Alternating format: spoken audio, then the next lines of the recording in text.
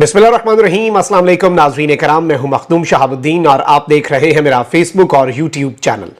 उम्मीद करता हूं आप सब लोग बखैर वाफियत होंगे और जहां भी होंगे अपने अहले खाना समेत खुश भी होंगे और महफूज भी।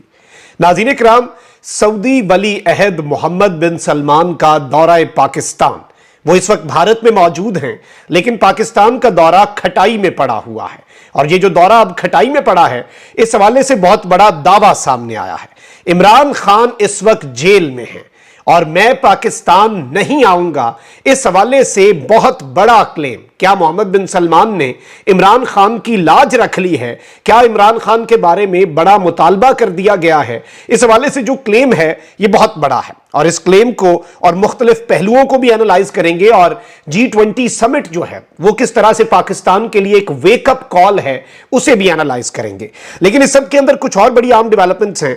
रात गए एक बड़ी खबर भी आपको देनी है, नून लीग और पीपल्स पार्टी के हवाले से एक्सक्लूसिव है कि इनके खिलाफ एक बड़े क्रैकडाउन के हवाले से खबरें मिल रही हैं, जबकि बिलावल भुट्टो ने भी पीडीएम के ऊपर पहला खुदकुश हमला कर दिया है और अब यह सिलसिला रुकने वाला नहीं है। इस वक्त जो मुल्क के अंदर गेम पड़ी हुई है, जो मुल्क के अंदर सियासत एक इस तरह के दौराहे पर आकर खड़ी है जिसकी मिसाल पाकिस्तान की हालिया तारीख में नहीं मिलती।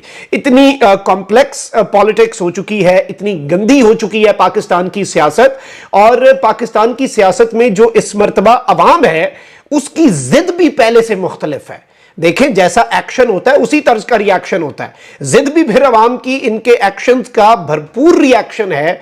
और आप देखें कि अवाम तो इमरान खान के साथ है, लेकिन अब इमरान खान की मकबूलियत इन सब के गले पड़ चुकी है और अब इन्हें समझ नहीं आ रही कि इन्होंने क्या करना है और क्या नहीं करना। आप देखें कि नून लीग पीपल्स पार्टी पर इल्जाम लगा रही है कि जी चीनी वाले मामले पर भी, और दीगर पीपल्स पार्टी नून लीग पर इल्जाम लगा रही है। मौलाना फजलुर रहमान कह रहे हैं हम तो तहरीक अदम एतमाद के हक में ही नहीं थे, हम तो इमरान खान को वजीर आजम ऑफिस से निकालने के हक में ही नहीं थे, हमने तो पीपल्स पार्टी को कहा, हमने पीपल्स पार्टी के कहने पर हमने ये इकदाम किया और इसका इमरान खान को फायदा हुआ। अब तो बहुत देर हो चुकी है, अब ये बातें रियलाइज आप कर रहे हैं। असल में ये सिर्फ और सिर्फ एक तो ये नजर का धोखा भी है। अच्छा, वहीं दूसरी जानिब फ्रस्ट्रेशन इस कदर है, परेशानी इस कदर है कि पार्टीज के अंदर भी आप नून लीग को देखें, नून लीग में नवाज शरीफ साहब जो हैं वो थोड़ा सा एंटी एस्टैब्लिशमेंट जाने की कोशिश करते हैं, पूरी पार्टी उन्हें पकड़ लेती है कि खुदा का वास्ता ये ना करें। बिलावल भुट्टो 90 दिन में इंतखाबात की बात करते हैं तो आसिफ अली जरदारी कहते हैं कि आइन के मुताबिक मरदमशुमारी करवा के इंतखाबात करवाएं, और उसके बाद जरदारी साहब की स्टेटमेंट पर बिलावल कहते हैं कि जी वो मैं तो घर में अपने वालिद के जो फैसले हैं उन्हें मानने का पाबंद हूं, पार्टी की मरकजी मजलिस आमला की तो मौकफ यही है कि 90 दिन में इंतखाबात करवाए जाएं और आसिफ अली जरदारी साहब जो है उनके बयान का मतलब उनसे पूछा जाए। अब ये सब कुछ जो है ये फ्रस्ट्रेशन है। जेयूआई इन पर इल्जाम लगा रही है, ये उन पर। अच्छा, पीपल्स पार्टी के खिलाफ एमकेएम, नून लीग, जेयूआई, जीडीए ये सिंध में इत्तेहाद बना रहे हैं, समझ नहीं लग रही। लेकिन मसला यह है कि ये इत्तेहाद पीपल्स पार्टी के खिलाफ है। मसला सारे का सारा वही है, आईपीपी इस्तेहकाम पाकिस्तान पार्टी के गुब्बारे में जितनी हवा भरी थी वो किधर गई? वो जो पीटीआई पार्लियामेंटेरियंस परवेज खटक साहब को एक ग्रुप जो है बना के दिया, उसका क्या बना? वो किधर गए? वो अवाम में जाए ना, अवाम से वोट तो मांगे। किस मुंह से ये वोट मांगेंगे? अवाम ने तो बता दिया कि पेशावर भी खान का है, मर्दान भी खान का है, नौशहरा भी खान का है, स्तोर भी खान का है। इमरान खान के जेल में होते हुए तीन मुख्तलिफ ज़िमनी इंतखाबात होते हैं और अवाम पीटीआई को जिता देती है। अवाम तो अपना फैसला सुना देती है। अब ताकतवरों को, फैसला साजों को दीगर ऑप्शंस भी एक्सप्लोर करने पड़ रहे हैं। दीगर ऑप्शंस एक्सप्लोर करने का मतलब क्या है कि एक जानिब पीटीआई पर रगड़ा पॉलिसी चल रही है, वहीं दूसरी जानिब पीटीआई से बातचीत करके मामलात अफाम तफहीम से भी हल कर लिए जाएं।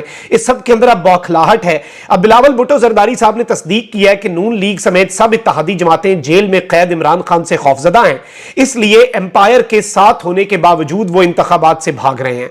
और इस वक्त एक चीज वाज़ेह हो गई है कि जेल में कैद इमरान खान ने अवाम को हकीकी आजादी की सोच दे दी है और वो सोच आजाद है और उस सोच को कैद करना नामुमकिन है। देखिए, सोच जो होती है ना, नजरियात जो होते हैं वो कैद नहीं हो पाते।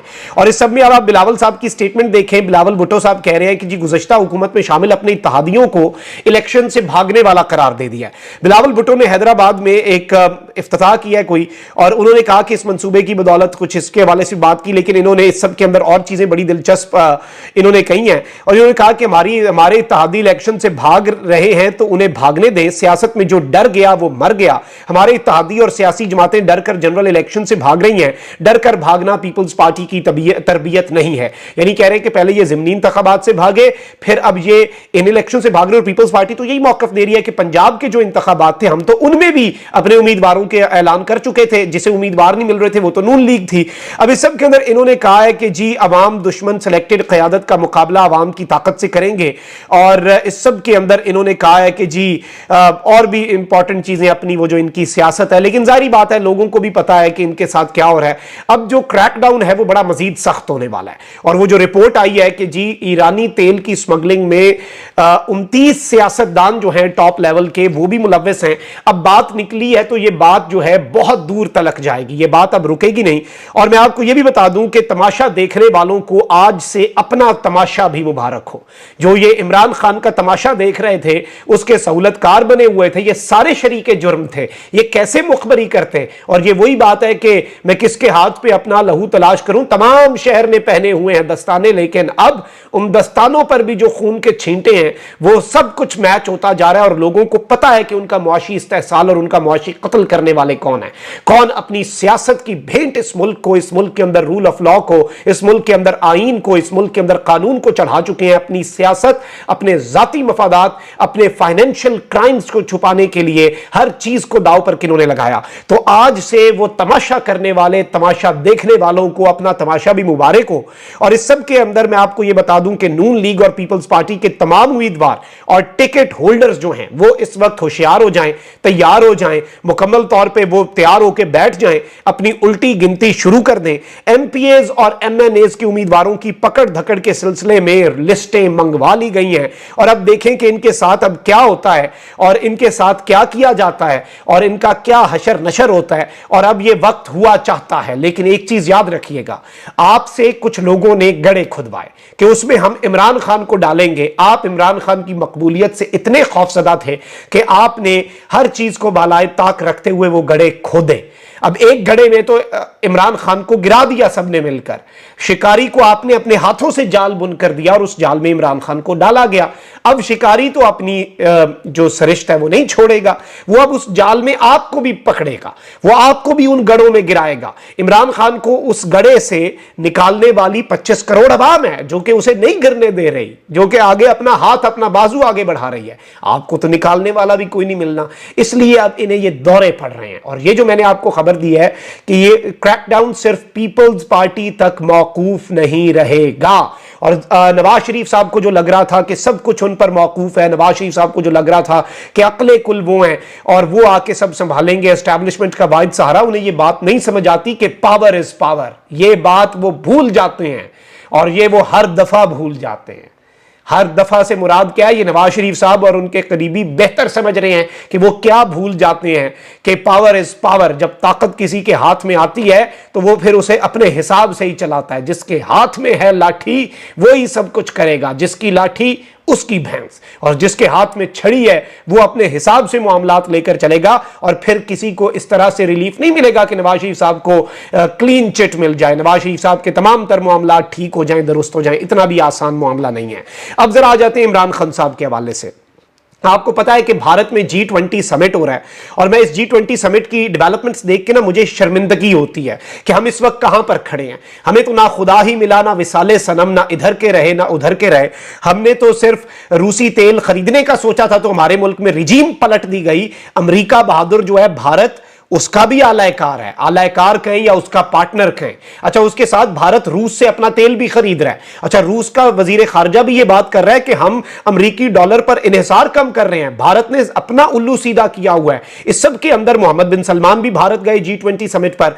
वजीर खारजा जलील अब्बास जिलानी साहब ने कहा कि मोहम्मद बिन सलमान के दौरे का अभी फाइनलाइज नहीं हुआ, एक्सपेक्टेड ये था कि वो आधा दिन इधर गुजारे, हो सकता है जाते हुए अब वो गुजार लें तो एक अलग चीज है। अभी तक ये दौरा जो है ये खटाई में पड़ा हुआ है। इसी वजह से रूमर्स बढ़ रहे हैं। रूमर्स कहां से आ रहे हैं वो भी आपको बताते हैं। लेकिन भारत में अब एक नया कॉरिडोर, आप ये देखें कि भारत जो है वो यूरोप, मिडिल ईस्ट से इंडिया और ऐसे जी ये इंडिया तक ये एक इकोनॉमिक कॉरिडोर जो है ये बनाने जा रहे हैं और पाकिस्तान का सीपेक जो है उसे काउंटर करने के लिए भारत ने अपनी सारी जगहों पर, चाहे वो रूस है या अमेरिका है, दो मुख्तलिफ मुल्क हैं, उसने अपना उल्लू सीधा किया हुआ है।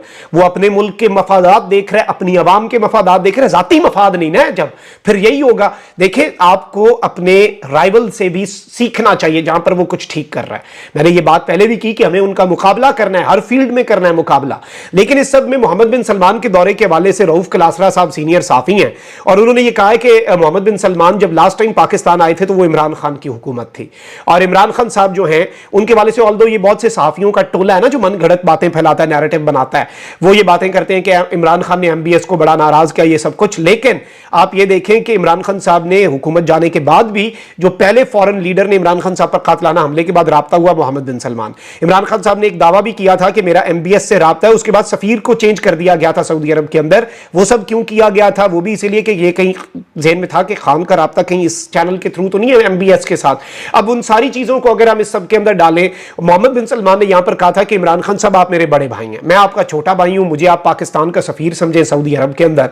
और वो भी इमरान खान ही था जो अपने जाती मफादात नहीं मांगता था, अरबों से कहता था मेरे मजदूर मेरे दिल के करीब है, उनका ख्याल रखो, उन्हें छुड़वा के ले आता था। ये नहीं कहता था कि पिछले वजीर आजम साहब की तरह कि जी मेरे बेटे ने कंपनी बनानी है सोलर और कुछ उसका, वो सबको पता जब बातें निकलेंगी तुर्की जाके ये क्या करते हैं और क्या मामला थे, बातें तो निकलेंगी और दूर तलक जाएंगी। अच्छा, अब जो इस सब के अंदर इंपॉर्टेंट चीज है वो ये है कि रऊफ कलासा साहब ने खदशे का इजहार किया और ये उनकी तरफ से दावा आया है कि इमरान खान मेरा बड़ा भाई जेल में है तो मैं पाकिस्तान का दौरा कैसे करूं। अब ये एक पॉसिबिलिटी डिस्कस की जा रही है कि मोहम्मद बिन सलमान जो है वो उस वक्त के अंदर, पहले इस सब में जब इमरान खान साहब जेल में है, क्या इसके अंदर ये चीज समझी जाए कि उनकी तरफ से ये मुतालबा था कि इमरान खान साहब को रिलीज किया जाए या इस तरह की कोई चीज थी क्या? इसीलिए ये अल्टरनेट ऑप्शंस जो कि गुफ्तो शनीद के इस वक्त चलाए गए हैं, जो एक बैक चैनल दुरानी साहब को एक्टिव किया गया और ये सब कुछ मल्टी प्रॉन्ग्ड स्ट्रैटेजी जो इस वक्त एक्टिव की गई है, क्या ये उसी सिलसिले की कड़ी है? लेकिन ये एमबीएस के हवाले से कलासरा साहब का जो दावा ये मेरे लिए बड़ा इंपॉर्टेंट है और इस पर यकीन करना मुश्किल है, लेकिन अगर तो ऐसा है तो फिर ये एक बहुत बड़ी चीज़ है। ज़ाती तौर पे मेरी तो राय ये है कि मुल्कों के साथ ताल्लुकात होते हैं, बिल्कुल आएँ और पाकिस्तान के अंदर इन्वेस्टमेंट करें अपने हिसाब से, और ऑब्वियसली पॉलिटिकल स्टेबिलिटी जो इन्वेस्ट करेगा उसका कंसर्न होगा और उनके कंसर्न्स को एड्रेस करना भी हमारी जिम्मेदारी है क्योंकि वो पैसा लगा रहे हैं, इन्वेस्ट कर रहे हैं। सो लेट्स सी क्या मामला बनता है। अपना बहुत ख्याल रखें, कॉमेंट सेक्शन में राय का इज़हार ज़रूर करें। अल्लाह ने के बाद पाकिस्तान जिंदाबाद।